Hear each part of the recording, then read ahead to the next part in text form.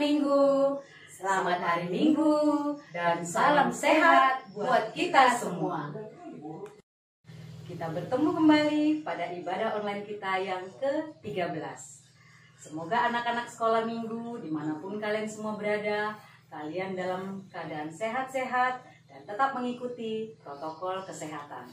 Sebelum kita mulai ibadah kita siapkan buku Ende sekolah minggu dan Alkitabnya. Kita siapkan juga hati kita untuk beribadah, memuji Tuhan.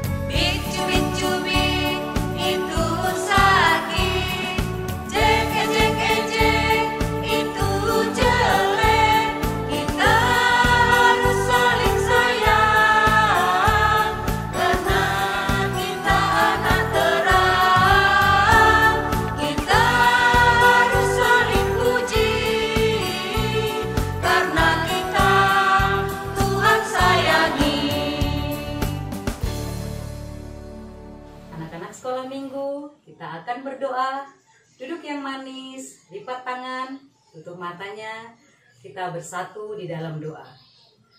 Allah Bapa kami yang bertahta di dalam kerajaan surga, Bapa yang kami kenal, kami muliakan di dalam nama Tuhan Yesus Kristus.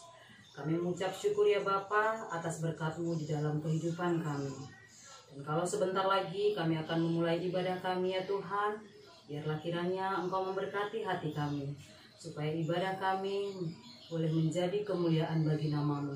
Berkati anak-anak sekolah minggu dimanapun mereka berada ya Tuhan, sekalipun mereka beribadah di rumah mereka masing-masing melalui ibadah online kami ya Tuhan, biarlah kiranya firman-Mu tetap ada dan diam dalam hati mereka. Ampuni dosa kami ya Bapa, supaya kami layak disebut anak-anak-Mu. Di dalam nama Tuhan Yesus Kristus kami berdoa dan mengucap syukur. Amin.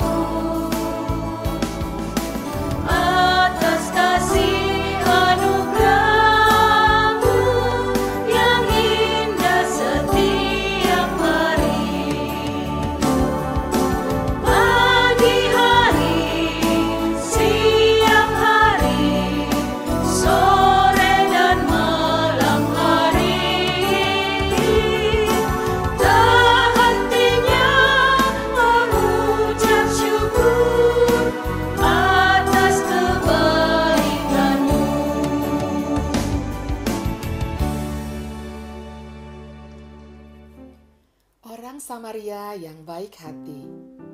Pada suatu kali, berdirilah seorang ahli Taurat untuk mencobai Yesus. Katanya, Guru, apa yang harus kuperbuat untuk memperoleh hidup yang kekal? Jawab Yesus kepadanya, apa yang tertulis dalam hukum Taurat? apa yang kau baca di sana?" Jawab orang itu, "Kasihilah Tuhan Allahmu dengan segenap hatimu, dan dengan segenap jiwamu, dan dengan segenap kekuatanmu, dan dengan segenap akal budimu, dan kasihilah sesamamu manusia seperti dirimu sendiri." Kata Yesus kepadanya, "Jawabanmu itu benar. Perbuatlah demikian, maka engkau akan hidup." Tetapi untuk membenarkan dirinya, orang itu berkata kepada Yesus, "Tetapi siapakah sesamaku manusia?" Jawab Yesus, "Ada seorang yang turun dari Yerusalem ke Yeriko." Hei, lihat, itu ada yang lewat. Wah, mantap nih. Mari kita serang dia. Pasti dia punya banyak uang. Kita rampok dia. Shh, pelan-pelan. Hei, berhenti. Serahkan uangmu. Kalau tidak, kau akan mati. "Oh, jangan pukul aku, Tuan. Aku tidak punya uang. Aku hanya mau ke Yeriko untuk beberapa urusan. Tolonglah Tuan, biarkan aku jalan. Aku tidak punya apa-apa." "Kamu jangan coba-coba mengelak. Ayo, serahkan uangmu, atau kau akan mati di tangan kami." "Sudahlah, jangan buang-buang waktu. Ayo, kita pukul saja dia. Kita ambil uangnya, kita rampok. Ayo, bagaimana kalau ada yang lewat? Nanti kita ketahuan. Ayo segera kita lakukan. Sini uang kamu. Ayo, sini." "Oh, jangan Tuhan, jangan. Biarkan aku lewat, biarkan aku pergi. Tolong, jangan lakukan itu. Tolong, jangan lakukan. Tidak. Ayo, kita pergi. Kita tinggalkan dia. Nanti kita ketahuan." Iya, yuk. Jangan-jangan dia mati. Sudahlah, itu bukan urusan kita. Ayo kita segera pergi. Lalu seorang imam Yahudi melewatinya dan melihat orang itu terletak, tidak berdaya, tetapi dia melewatinya. Apa itu? Loh, sepertinya orang. Ya ampun, orang itu masih hidup nggak ya? Babak belur begitu. Aduh, bisa repot aku kalau menolongnya. Aku pura-pura nggak lihat aja. Apalagi jangan-jangan dia sudah mati. Lagi pula, aku tidak mengenal orang ini. Apa urusanku? Ya, aku pergi aja. Seorang Lewi pun melewati orang yang luka itu, tetapi dia juga membiarkannya. Siapa ini? Sepertinya orang ini habis dirampok. Waduh, aku pergi aja. Kalau aku menolongnya, pakaianku bisa kotor dan aku buru-buru. Aduh, aku pergi aja.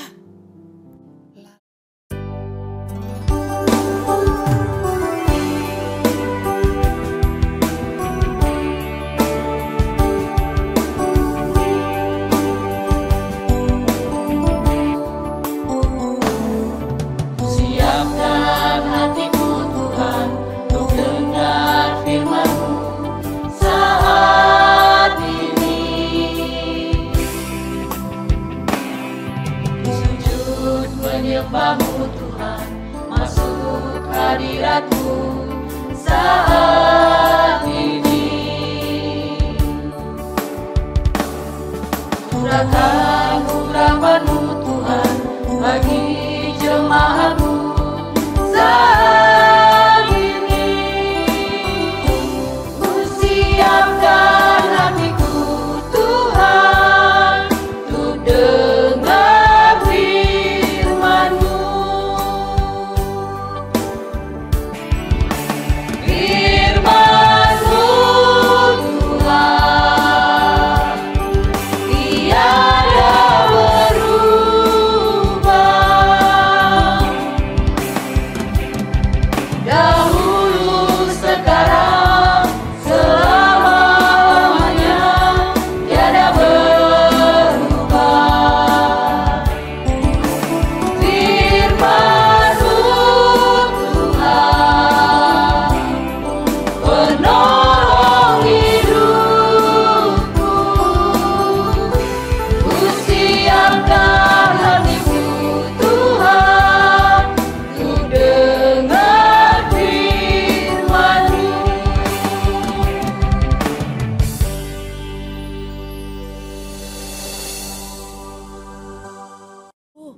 Aduh, aku pergi aja ah.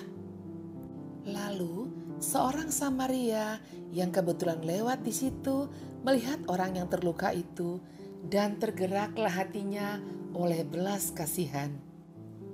Hei, ada apa denganmu sobat? Kau kenapa? Ya ampun, orang ini sudah tidak bisa bicara. Aduh, lukamu parah sekali. Ayo sobat, jangan khawatir. Aku akan membalut lukamu.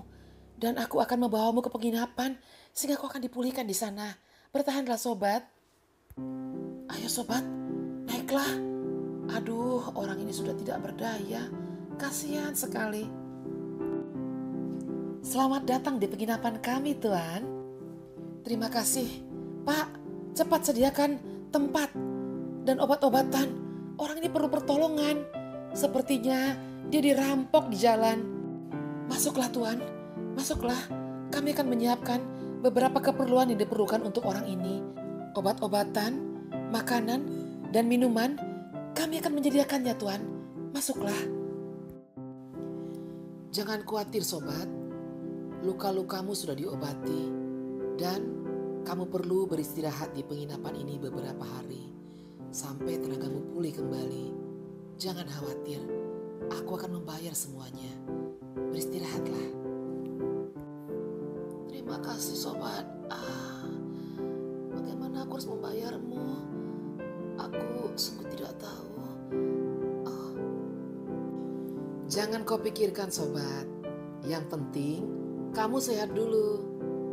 Nanti kalau kamu sudah pulih, kamu bisa melanjutkan perjalanan kamu ke Yeriko. Terima kasih sobatku. Terima kasih. Pak, aku berangkat dulu. Aku harus meneruskan perjalananku. Dan ini biaya penginapan dan juga obat-obatan untuk sahabatku yang terluka itu. Dan untuk kedepannya, kalau dia masih memerlukan biaya, penginapan atau obat-obatan, berikan saja Pak. Nanti aku akan kembali lagi ke penginapan ini. Sepulang dari Yeriko, aku akan melunasi semuanya.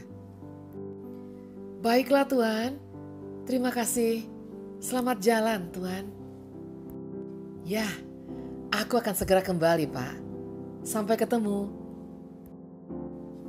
Siapakah di antara ketiga orang ini menurut pendapatmu adalah sesama manusia dari orang yang jatuh ke tangan penyamun itu? Orang yang telah menunjukkan belas kasihannya kepada orang itu. Pergilah dan perbuatlah demikian.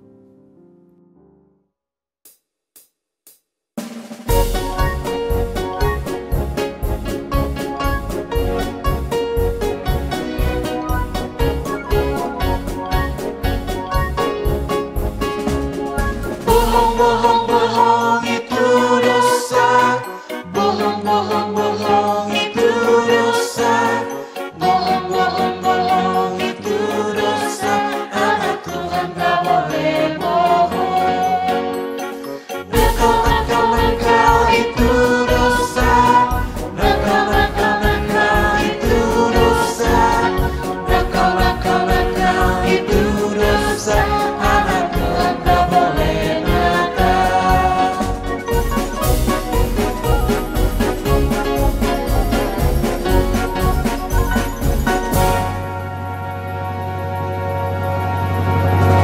Salam adik-adik, selamat hari Minggu buat kita semua.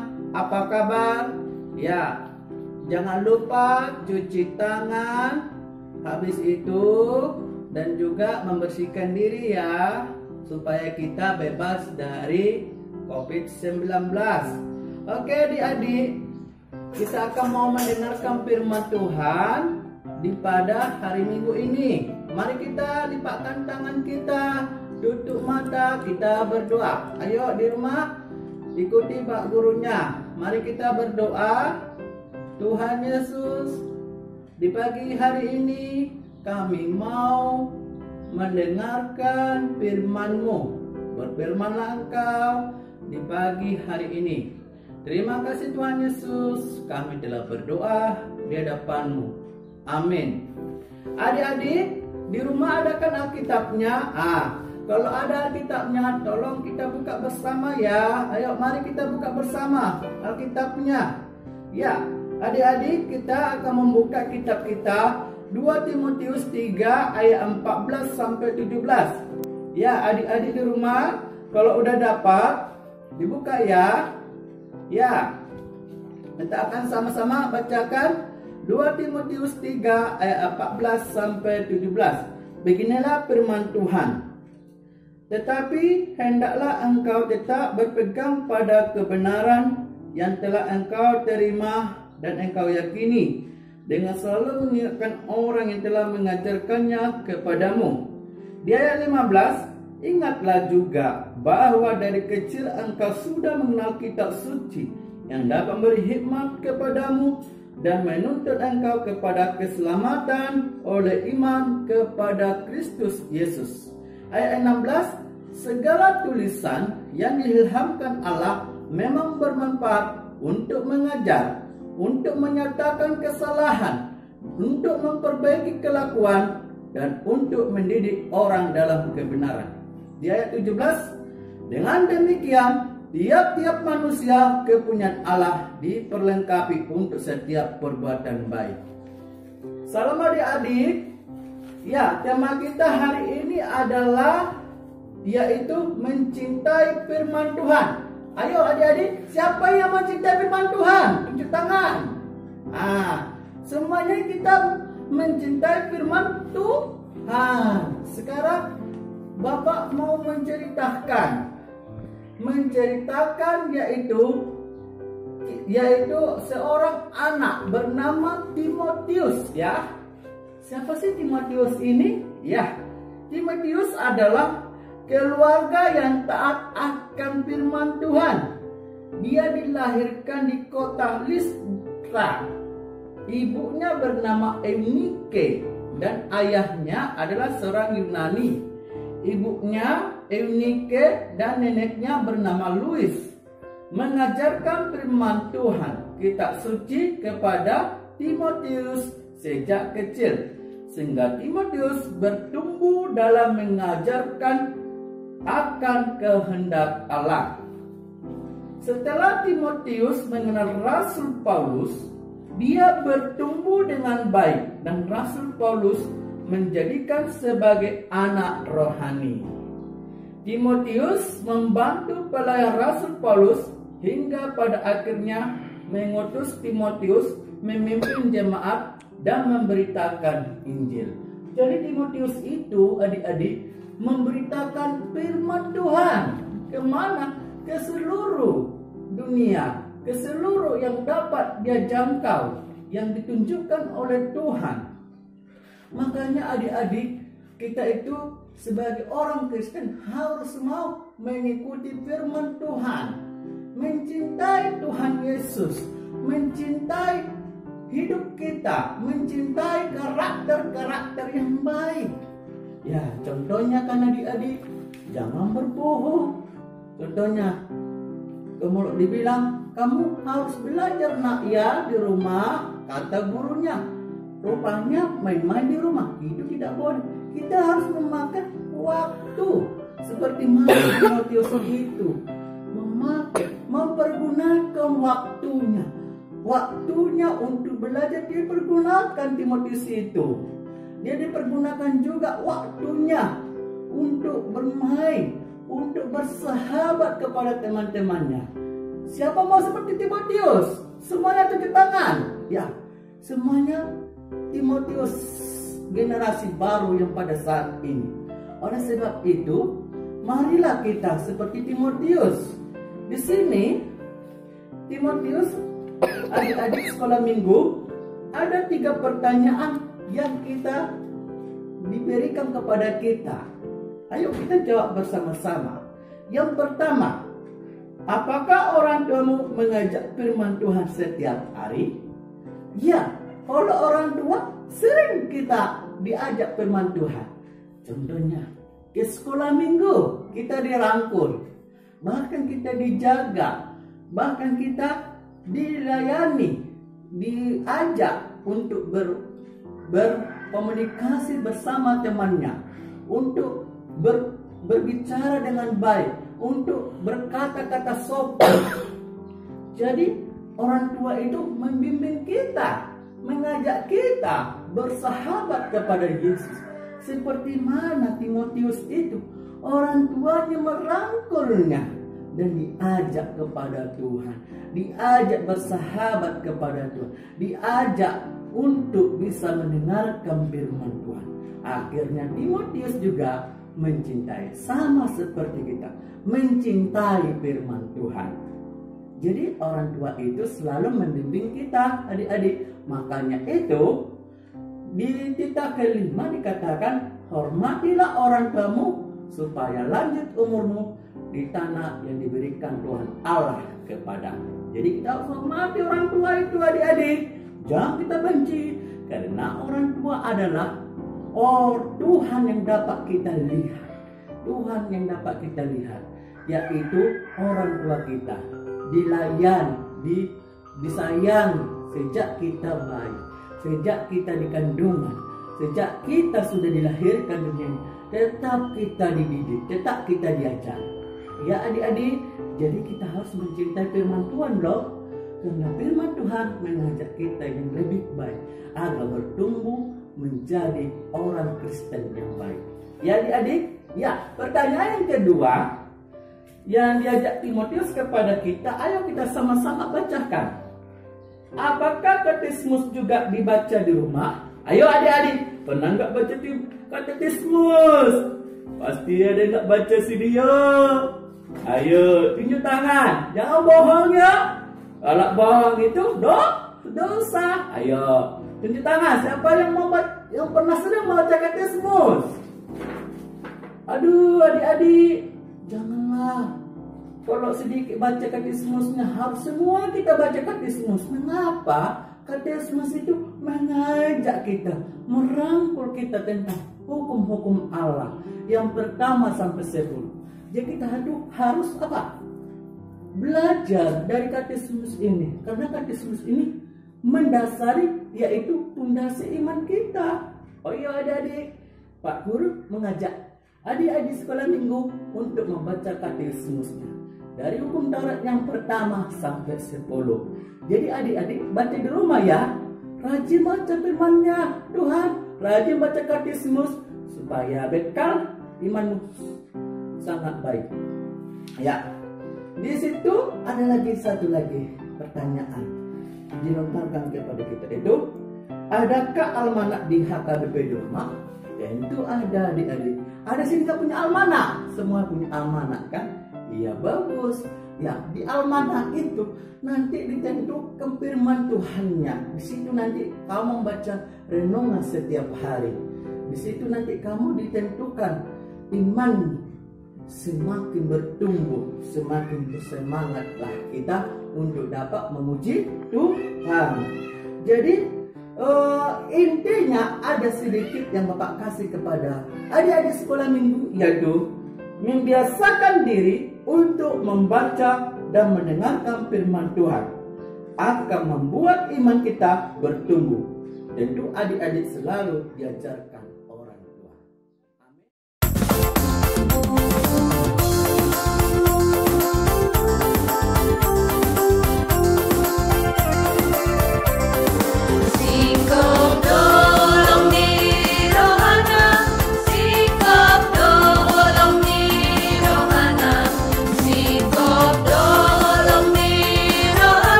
Bapa kami di surga, dikuduskanlah namamu, datanglah kerajaanmu, jadilah kehendak-mu di bumi seperti di surga. Berikanlah kami pada hari ini makanan kami secukupnya, dan ampunikan kesalahan kami seperti kami juga mengampuni orang bersalah kepada kami. Dan bebaskanlah kami daripada yang jahat, karena Engkau punya kerajaan dan kuasa dan kemuliaan dan sampai selama-lamanya. Amin.